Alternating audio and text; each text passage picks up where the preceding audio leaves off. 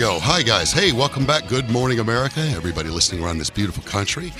I'm Wes Taylor, America's general contractor. Together, we're bridging the gap between homeowners and their homes. You're listening to At Home with Wes. We're broadcasting out of our flagship station here in Music City. That's right, the South, Music City, Nashville, Tennessee. And that's Talk Radio 1510 WLAC and on the FM dial 98.3. We're glad to be with you and everybody that, look, in all these different markets that helps bring this show alive through the magic of iHeartRadio. Soon we're actually planning on syndicating, but for right now you can hear it on iHeartRadio. What a great company. What a great contribution to the world. Really, not just America. And those of you in Sacramento and New Orleans who make this happen, those of you listening in KOA territory in Denver and WOR, WOAI, KTRH down in Houston, Michael Berry and that group, what a great group. We're glad you're with us. Hey, we finally get to come here. For those of you not watching the video of this, because that comes out later, but those of you just listening, usually Ruben and I come here wearing muscle shirts and stuff like that and shorts and flip-flops, and it's like 9 degrees. And today we got up, the sun was shining. I had a little palm tree in my front yard all of a sudden. It was swaying. A couple girls, hula things. Oh, yeah. So. You heard those? Is that hawk in the desert when you come up with something and there's like nothing, there's no response. You just hear that hawk off in the distance. That's how hot it was out there this morning. Oh, yeah. Oh, it was hot. That is the magical voice of Ruben, Coach Saban Hunter. And all 6'5" of him. Ruben, do you have your ears on? I do. Ooh. Did you see our guest this morning? I did. Oh, yeah. I did. You notice anything about him? He's a huge individual as well. He's Italian. Oh, well, yeah, that too. He and Chris Cinciolo, I think they're thick as thieves, probably. And Big Chris, you haven't met Big Chris yet. He's listening right now, by the way. Morning, Chris. Get that coffee. Wake up. Let's go. So, and we have today's guest is a mutual friend of ours, and Chris keeps getting me the Italians. You see how, like in our bumper music, we keep having to play Italian music. Are you gonna do that today, or we get like rock and roll? We got some Boot Peninsula music coming up. Boot Peninsula. That's going to be a great answer for a Stump the Contractor. No doubt. We got new sponsors, and one of them we do like a Stump the Contractor in the commercial. It's coming up. I think they play that after the second quarter. It is so funny, and Lonnie here at iHeart, and I think he puts everything together for 105.9 The Rock, WLAC, and all the rest of us. He is a magician in the room as an engineer and producing these commercials. He's one of the most talented guys. I think he does commercials for all the iHeart markets, or most of them, or he's a team of 10 of them around the country. Well, before I introduce our guest, and we're going to get to that pretty quickly here, I want to give a couple shout-outs today, as I always do, to some of my favorite people. When we talk about companies or services, we talk about those 4 Ps, don't we? The product or the service. Sometimes it's a product and a service. How good is it? Does it work? Or is it like as seen on TV? It works really good, really well, once. Or tell me about the price. What's the price? Oh, it's expensive. It's the most expensive bid. Oh, no, we went with it. It was the cheapest bid. Oh, really? Is that how you pick your neurosurgeon? So we talk about value. So we got the product, we got the price. What about the people in that organization? And I mean from the top down. And most of us in our day-to-day with all the products that we interact with, we don't get to deal with the top guy. Unless you're a senator, I guess, or somebody over in Ukraine or the Soviet Union. And then we talk about the process. What is it like to buy your product? What is it like? I mean, am I going to stand in line like an inmate? Or I get the product right away, and the support is terrible. And we've talked about that too. And I don't get on here. It's a pretty big blowtorch and put down companies, but I want to make sure, because we can solve that somehow, usually internally between me and that vendor. But if they do an extra good job, we always want to give them shout outs here. One of them is a good friend of mine. He happens to also be a fantastic lawyer. He's my kind of guy. He's a solo lone wolf. And Jeff Strickland. Jeff, if you're listening, he apparently gave me a bunch of shout-outs at the park the other day, and I didn't hear him because I had earbuds in going deaf. And last week's guest, the amazing Noel Toland, great country singer. It was a fun interview. You'll be able to catch that on YouTube probably within the next couple weeks when we launch my new website. So you can get a hold of me, Wes Taylor, at ready, simple, Wes at Radio Wes. Simple, no phone numbers. Wes at Radio Wes. And the new book is called Successful and Profitable Home Ownership. It's basically everything you need to know about owning that home. I'm not going to do a bunch of fix-it stuff like that. Hey, Ruben, by the way, how are we doing on time? We're good. Oh, good. So we got all the time in the world? That's great. 3 minutes left. Oh, good. All right. And anyway, that was a fun show. Noel Toland, we have the website. You got how you can contact me, Wes at Radio Wes. And then we're coming out with our new website. We're about to launch it. It's been it's been a big deal putting it all together. You're going to be very impressed, and it's going to help you more than you can imagine. That's what this whole thing is about. I'm not in this for the income. I'm in this for the outcome. All right. Now, I was going to set this thing up somewhat like maybe an attorney might, just introducing our guest today. What is it like to, well, first of all, you're not going to buy from people you don't like if you can't help it. And if you leave a vendor, especially if it's like a Comcast or an AT&T or a cell phone provider, you're not coming back. Right? We don't get to meet the very top people there, but so much of what we do related to our home, we do interact with the owner, if we're lucky. And I think a lot of times when people, they walk into a store, and you could ask the random average person, what does it take to make these products available for you in the store? And with the owner, I mean, he's got to get a storefront, and I guess he's got to buy the shirts and the pants. What else? Oh, I guess he has to pay bills. Yeah. Anything else? I can't think of it. When somebody comes to me and says, I get this all the time because I'm an entrepreneur. I go after it. I see it. If it's the right thing, we do the due diligence. I hate when they say, hey, I got a great idea for you. Well, I got great ideas for me all day long. Why for me? I have to invest a year in due diligence. I'm going to have to fund the thing. Maybe come up with $7,500, maybe maybe $300,000. Some cases, maybe a little over $1 million right off the bat. Do all the due diligence. Maybe even borrow some money. Doesn't sound very easy to me. What is that, Ruben? About a minute left? Today is somebody who, despite all odds, succeeds from the time he was a child to today till tomorrow. Just like Mark Stoner. You know Mark? No. Ashbusters. So today with us is Phillip Nappi. Phillip Nappi and his awesome, amazing company, VaVia, which I think means go away. It goes away in Italian. Goes away in Italian. And he's our guest today. We're really lucky to have him. He's so busy. Yeah, but he didn't get out of a limo like Noel Toland. No, he showed up. He's got like one of those Dodge Ram 3500s, pulling a trailer, like a semi-trailer, the whole deal. He had security too, though. All right, folks, welcome back to At Home with Wes. I'm your host, Wes Taylor, America's general contractor. Together, we're bridging the gap between homeowners and their homes. We're so glad you're with us, those of you who not only here in our flagship station area, Middle Tennessee, but those who are listening around the country, most of you, a lot of you in the Southeast, and those of you, believe it or not, in other countries. Welcome to America, as OW might say. Our guest today is America's great entrepreneur, and everybody has their own specific, what they call gift. I like to call them gears, different gears. I've got extra gears, and that helps me to survive and create and outdo. And then there's the NBA players. They got extra gears. They can outdo. Then there are Olympians. They can outdo. And there's you great parents. You can outdo. You can outparent. And the reason I wanted to have Phillip on today is because he's the master at his business. I'm going to ask some questions that I don't know the answer to related to any struggles he's had or the unforeseen. The American entrepreneur goes into, and this product benefits you in ways that nobody ever told you. That's what we do here, right?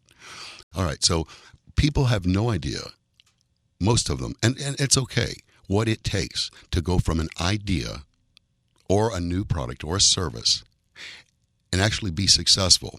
Because in the business world, you've got everything against you. And in the end, the biggest enemy you've got, you could actually make a friend out of it. It's called time. And as a builder, clock's ticking all the time. My guest today is Phillip Nappi. Phillip, I'm so glad you're here today, and I know how busy you are. Say hi to our peeps. Hello, and thanks so much for having me, Wes and Ruben. It's a pleasure to be here. Oh, notice how he includes Ruben now. Why not? inclusive. What's wrong with inclusive? Inclusivity. So it's now the Wes and Reuben hour. Actually, we might sell more records that way. That's great. So there's so many questions I have for you, and you did a very long, exhaustive interview with Kent Lapp, Kent Lapp, LAPP, Kent Lapp, and that episode, you guys have to go out and watch that because you really get a much better.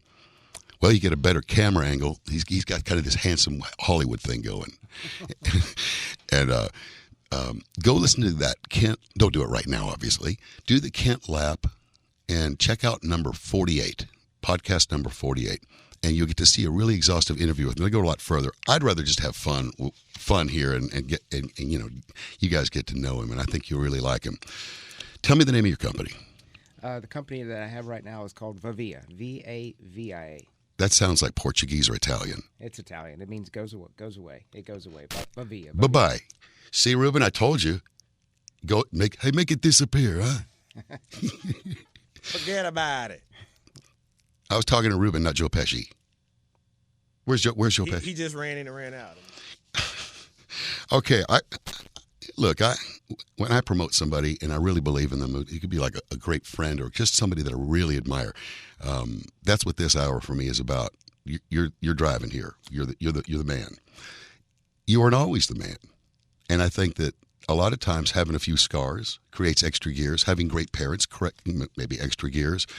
I don't like to hire anybody with what I do in building and contract and even real estate who doesn't have some scars on them.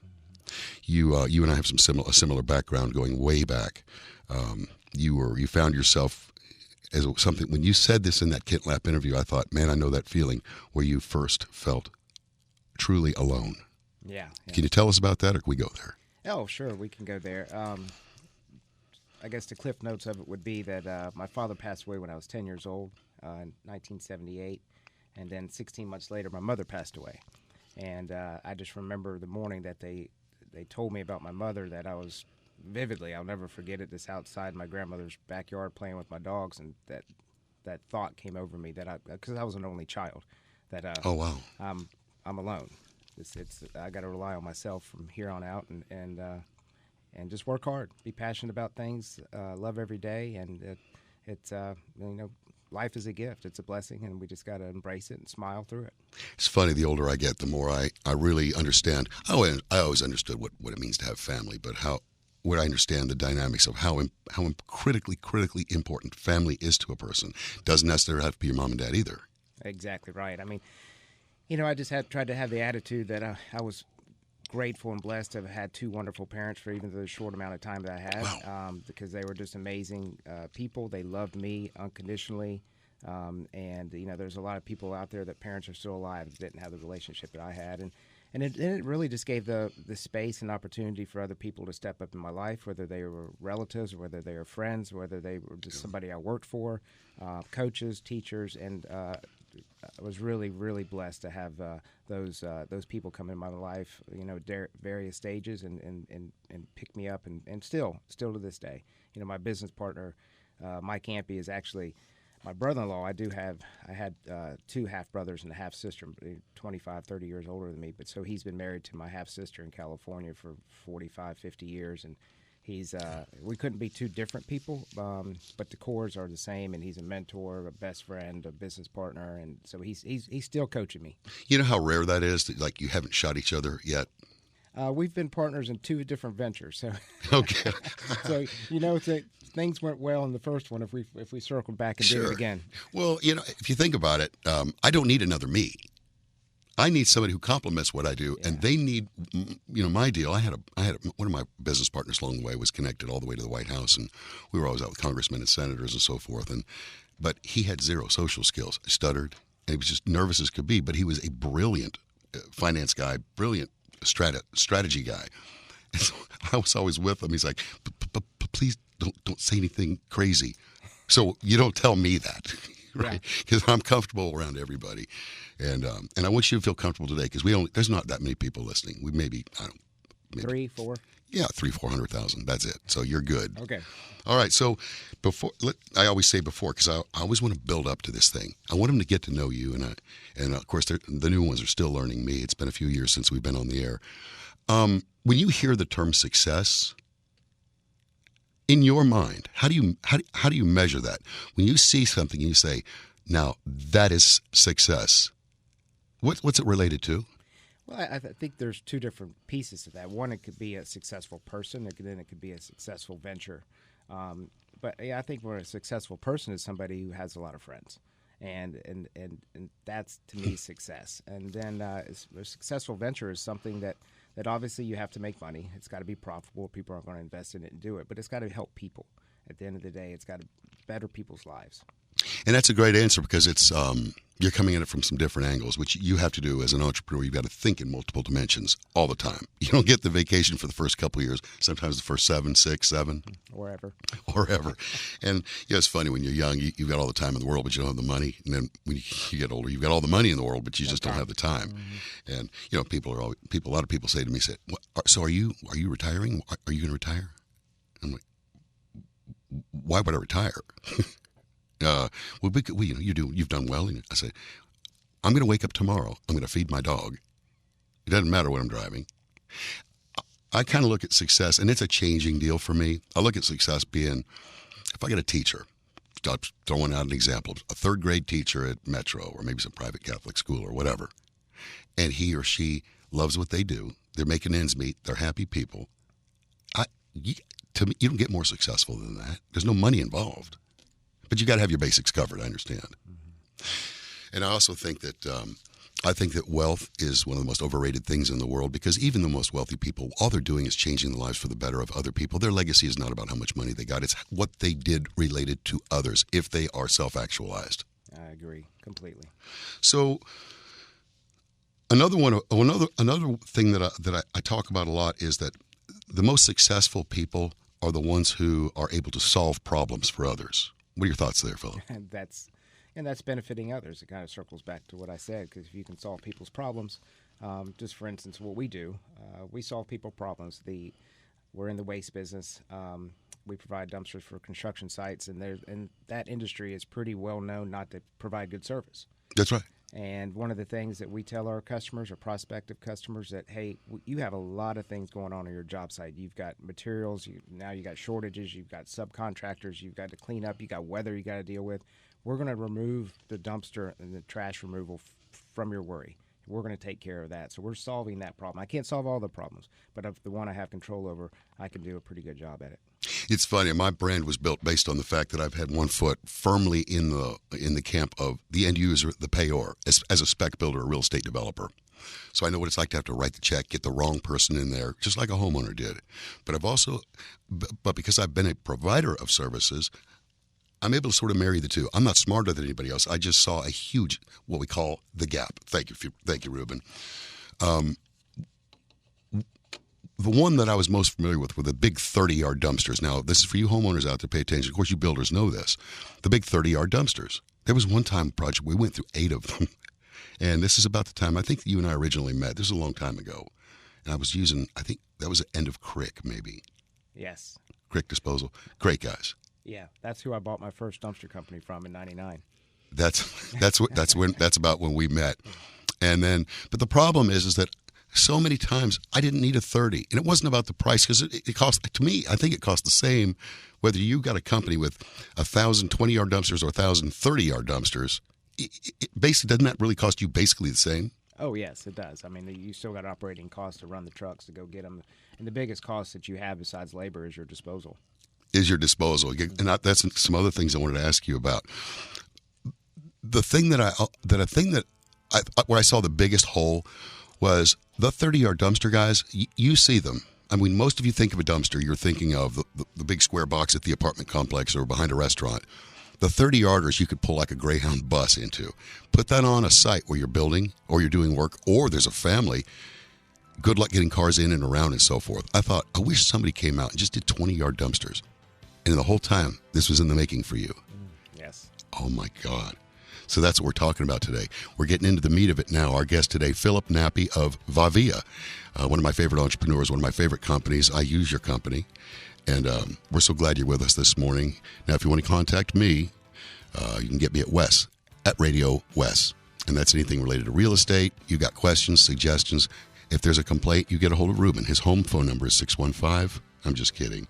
Folks, I am Wes Taylor, and you're listening to At Home with Wes, and I'm so glad you chimed in. We have a lot of listeners who chime in every week, and I'm grateful for it. If I can help change your lives in any way, of course, you can reach me, Wes, at Radio Wes. If I can help you or my guests can ever help you, we've all got the hearts of a teacher. We're all covered in scars. We know we're tough. We can handle it. And I also want to say another big hello to one of our new listeners who's down in Florida, reunited after many years through the Facebook, and that's Wally Walker, his beautiful wife Sue. Last time I saw them, we were like kids, and I got old and short. He looks like a cross between Tom Cruise and Peter Jennings now, and Sue looks like a supermodel. Oh, unbelievable! And Wally is 9'8". It's crazy. With us today in our studio live, oh yeah, we don't do pre-recorded here, oh no, is the great Phillip Nappi. He's a friend, he's a neighbor. We've got a lot of mutual friends. I know him, his spirit inside and out. I know his company inside and out because I'm somebody who uses him. So are many of my customers. Now, when we left off, Phillip, I was asking you a few questions. I want to ask a couple more personal questions, but I want to make sure that you all understand something. We talked about those huge 30-yard dumpsters that you see laying around. And homeowners, when they go through projects, that's what they used to have out there. And sometimes you could get a 20 from these groups. I always wish we'd had a 20. But what if you could get something that fit perfectly in the driveway, didn't take up any space, you didn't have to climb and climb and climb to get in it, like a 15-yarder? There's got to be somebody out there who will do that, be willing to do that. But who would that be? Well, it turns out it's our guest today, Phillip Nappi with VaVia. So one thing I noticed, and now let's go back a few years to the Great Recession. Okay, that'd be 2008 through 2013-ish. And I was able to hang in there till late 2010. How were you affected by the Great Recession, and what business were you in at that time? Well, my first dumpster business that I started in 1999 in Nashville was called Tennessee Waste, and we did the big dumpsters. And we grew that company to be the largest independent in the Southeast that recycled and hauled construction and demolition debris. We were fortunate enough that around 2007 that Waste Management approached us about purchasing us. And it took about a year to close the business, but we closed on August 3rd of 2008. And like 2 weeks later, the bank started collapsing. And we had a 90-day earn-out period, and I can't remember what the numbers were, but for every $1,000 off that monthly average, they took $20,000 off the purchase price. So, and the way we run our business is that everybody participates as part of the team in the success of that business. So we had the revenue number pasted on everybody's monitor to keep focused on that. Stay focused. And we made it through that, and so I really I got to dodge the recession. Waste Management said I was the smartest guy in the world. I said no, just the luckiest. It's the timing, and because we didn't have any control over the time. So I was working for Waste Management a little bit during that time, doing some consulting. And but I had this dream that I wanted to start a shoe company, and so my wife and daughter, who was about 1.5 at the time, moved to Florence, Italy, and started studying shoemaking. So I kind of missed it, but it caught up with me. I had my own recession personally, and if you're ever an entrepreneur, you're going to have some. That's right. It's not just a finance thing, is it? No. It's about life. Well, now, here you brought up something very interesting. There's a lot of people. We have a lot of self-employed listeners. Our demographic is typically in the 35 to 75 range, 6 figures. My majority are male, but they're winners. They listen to talk radio. They aren't blindly following what they hear. These are producers.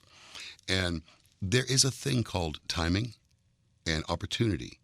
And I think what was the statement is that success is when skill or readiness is opportunity, when that meets opportunity. And that is very much a luck thing. But I've seen people that are luckiest people alive, they never seize the opportunities.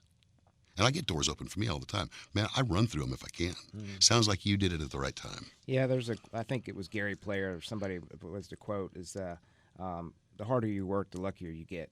That's true. My dad was an investment banker and salt of the earth cowboy, we're all from the Rockies. And he was Gary Player's stockbroker, so I got to meet Gary Player. There was a great story about a guy who was watching him warm up on the range prior to one of the PGA events, and he said to him as he was walking to get in to go to the first hole, and he said, "Man, I wish I could hit the ball like you." And Player raises his hands, shows him his hands, and they're bloody and they're calloused. He says, "Are you sure?" Because you got to hit thousands and thousands and thousands of balls every day. Your hands crack, bleed. There's blood running down the shaft of the club, onto the ground, onto your shoes, onto your clothes. You got to hit 1,000 more. And after that, we're going to have lunch and then hit 10,000 more. Yeah. How bad do you want it, right? Exactly. Tell me, so I talked about the relationship of the size of these dumpsters and why this is so important to homeowners. I brought up the Great Recession for a reason. What I noticed was, and I was a spec builder at the time, I had big projects going, lots of them. It was a bloodbath. But one thing I noticed is everybody was, instead of getting in their house, like using it like an ATM, the equity's building, selling it. Look, we're rich now, buying another house. Look at all the equity. We keep growing. They're using their houses and their equity like an ATM machine. Everybody had nice cars. What I noticed was, boom, all markets dropped. Banking markets, world economies collapsed. Anybody who was in the building industry, mortgage people, real estate people, bankers, it was a bloodbath for everyone. Millions of lives were just eviscerated. So what I noticed at that time was that your average homeowner, instead of moving, they're going to do projects. Okay, we're going to stay put. We're going to wait this thing out. In the meantime, let's get a new kitchen. And that's when we transitioned from being from a developer to a guy that would take my guys in. Some of them, we'll give you the new kitchen. We'll put the new deck on there for you. The problem was they were getting these 30-yard dumpsters, and this applies to today. These 30-yard dumpsters, you couldn't get in, couldn't get out, and they'd sit there forever. You got to fill them up, and it takes forever to fill them up. And then the biggest problem is that neighbors show up.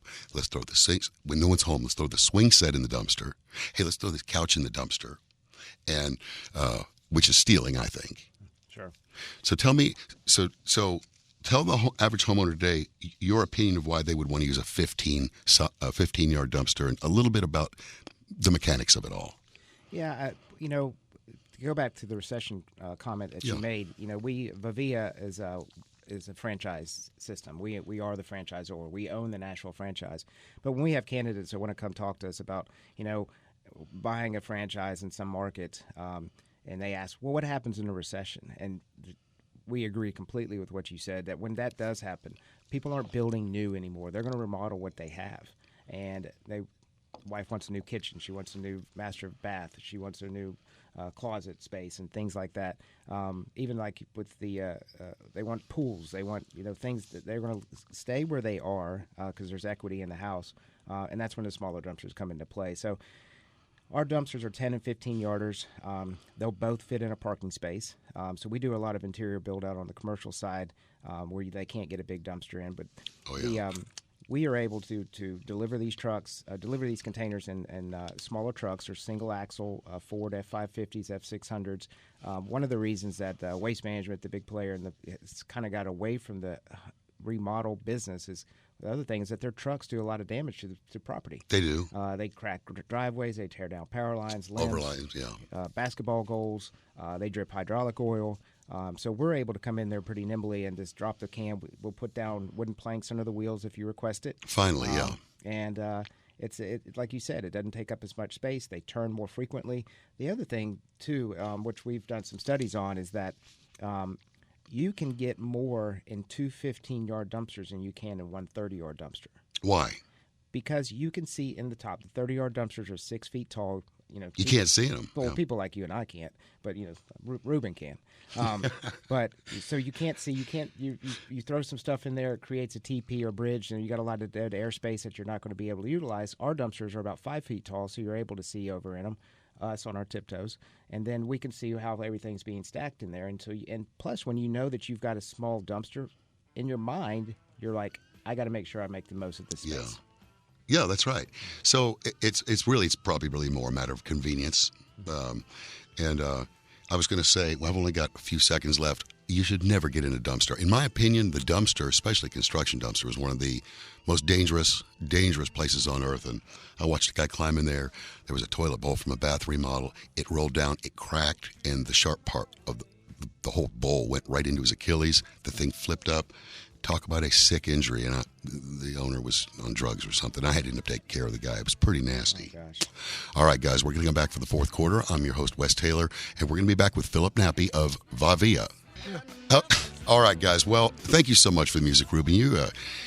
Our music is almost as good as Michael Berry's. And by the way, he's back on 5 o'clock drive time here in WLAC territory. Great guy, good friend. And in my opinion, one of the very best entertaining talk shows around. It's no fluff. It's get the crap out of the way. I don't believe a thing I see on television anymore, neither probably does my guest. I don't want to burn any bridges there. I'm not here to listen to the news. Remember? Well, there's a housing shortage. That's not news. Why is there a housing shortage? Got to go back to the Carter administration. You got to go back to Bill Clinton. Everybody deserves to have a house.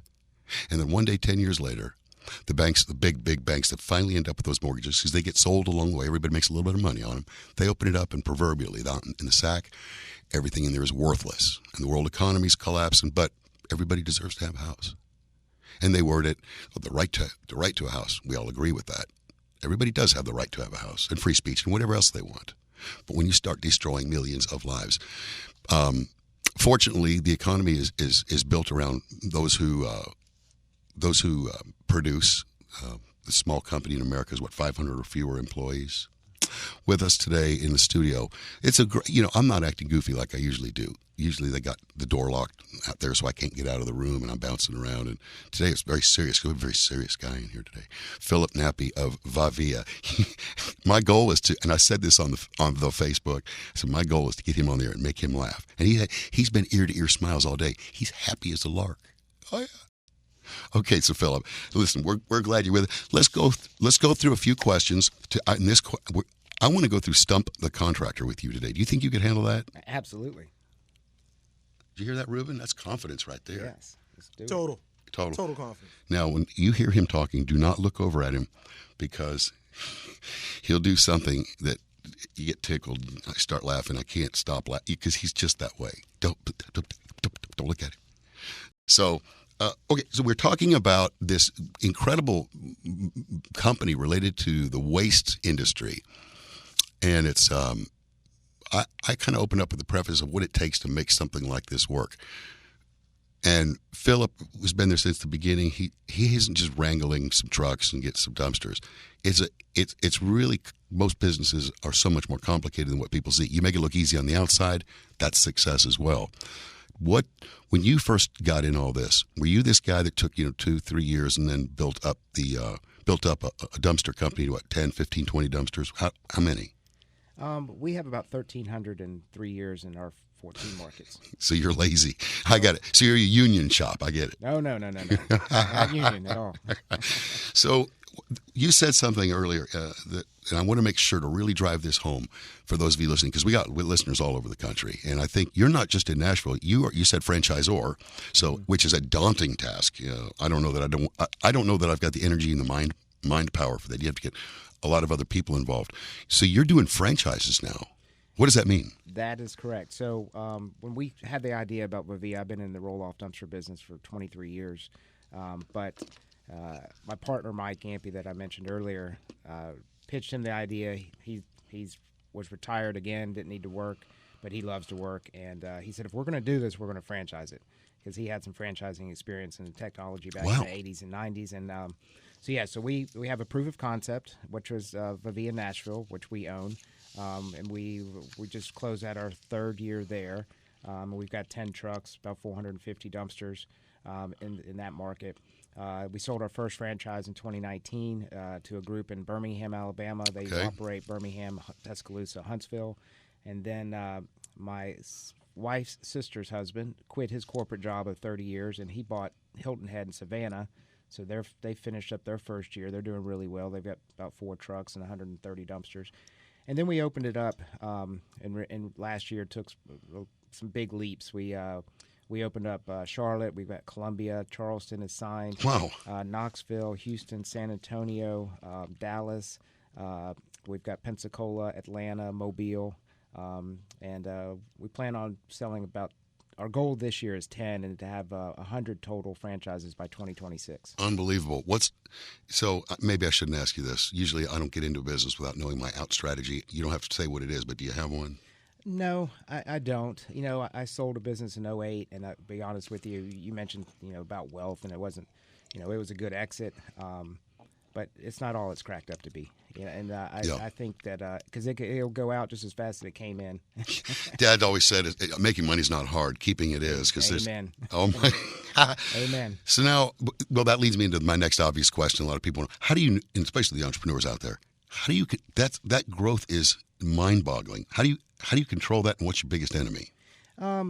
We control it with using a lot of technology, and that's one of the things we say about VaVia. In the waste industry, is known not to have technology. It's known not to have branding. It's known not to have professionalism and processes, and so when we take those components of professionalism, branding, technology, processes, and sophistication, and we bring all those things together, we have a really good product. You couple that with taking care of your team, taking care of your drivers. People.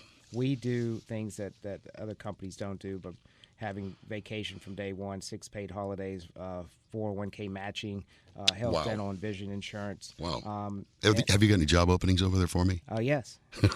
What would you like to? But a lot of people out there listening right now are delivery drivers, and there's a lot of really good ones out there. They're clean. They're drug free. You interested in talking to those folks? Absolutely. You can email VaVia Nashville at govavia.com. Go VaVia. Mm-hmm. Yeah. And we're looking for drivers. We're trying to grow. The job market right now is tough. I mean, it's how are you affected? Nobody has employees. What's going on there? We take very serious, being safe and behind the wheel of our trucks, and and that's something that we watch very closely. And we've got technology. We've got a safety guy that's on our team that works for us and the franchise system as a whole. So finding those people that really care, we're able with the plan we put together with the pay and the retirement and all of those things. We're able to go get the good guys, but with all of this stimulus money that was flowing around, it's impacted a lot of people, and we just got to get people back to work. Well, it's always about your people, and you're really, as a company or as an entity or as a military or as any organization, you're really only as strong as your weakest link, right? Let me tell you, you homeowners out there, and you contractors as well, and you drivers, pay attention to this too. I love working with your company. When I call, and I forget who I talk with. It's a female. Allison. She's amazing. Allison. Is she as cute as she sounds? Yes. She's awesome. And I said, Allison, this is Wes Taylor. We're over here at Jackie's house, one of my favorite clients she's listening to. And this is what we need. And I think this was like the first time I'd used you all. And it wasn't the first time, it was the second time. And she said, oh, yeah, well, how was this date and such a time? And I'm talking, they were there at that time, aggregate driveway. And for those of you lay people, again, you've got your concrete driveway, you've got pavement, and then you've got the aggregate, where you see, the one that you can't walk on barefoot when you're washing your car. And they used to bring the dumpsters in and just scratch the hell out of them. And the trucks would crack where you're driving over the culvert. And, professional came out, inspected, put it right where we said to the inch. We need it picked up. Boom, it was gone when they said. They brought another one in. When you all are doing projects, and a lot of you are, I want you to, if you're not the contractor, you need to suggest to your contractor to use VaVia. VaVia. It's easy. VaVia. So they get a hold of you how? The office number in Nashville is 615-622-8888. And they can just find you online, and that way they don't have to memorize a number. VaVia. Guys, put it in your Google. Yeah. GoVaVia.com is the website. GoVaVia. Now, how did I think I could answer this, but I want to know the truth, the fact from the expert here. How are you all affected by how do I say this? The corona scare, the political move of shutting everybody down. How did you all survive during that? It was a blessing for us. Everything you touch is a blessing. I need to hang around me more often. I need your address. Well, you got to find the good pieces. There's good threads and everything. But I mean, everybody was scared because we didn't know what we didn't know. I mean, and by the way, it is over. Yeah, flu doesn't last 3 years. Yeah. So March was when things started hitting, obviously. And if you remember in Nashville, we had the tornado come through about March. That In fact, it was March 3rd or it was yesterday. Yesterday, right? It went over Nashville. For those of you who aren't from Nashville, it always comes in from the west. Yep. Boom, takes out downtown, which it did again. East Nashville, Yeah, Germantown, and moved on down Hermitage, Yep. then out where the Andrew Johnson Hermitage is, and then it went boom. And here was the beautiful part about it. I know as scary as it sounds that it happened at night. So all those schools that it destroyed, it could have been so much worse. Yes, it could have. But April was that following. March was a really good month for us. People were staying home. They wanted to start cleaning out. They were bored. What are we going to do? Then April rolled around. It was unbelievable busy. But from the selling of the franchise standpoint, we were an essential business, so we didn't have to shut down or anything.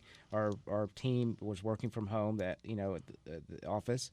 But the drivers were driving by themselves. So we grew. Our business grew.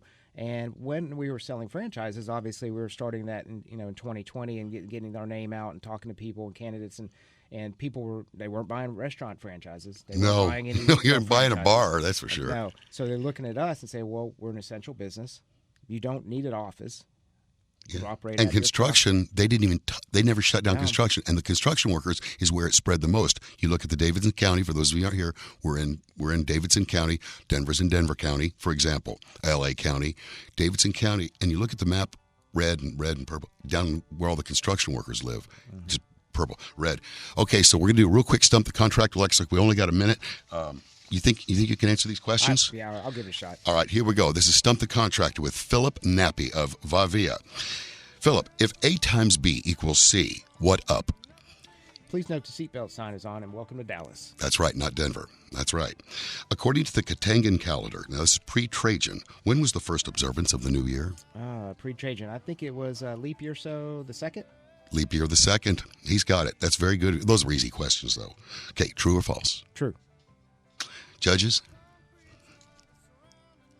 They're giving it to you. Okay, thank you. I got it. If a supermodel notices that he has a pimple, should he pop it? That's correct. Good answer. Was Fuzzy Wuzzy really a bear? No, Fuzzy Wuzzy was a wabbit. Oh, he was? Wabbit. Okay.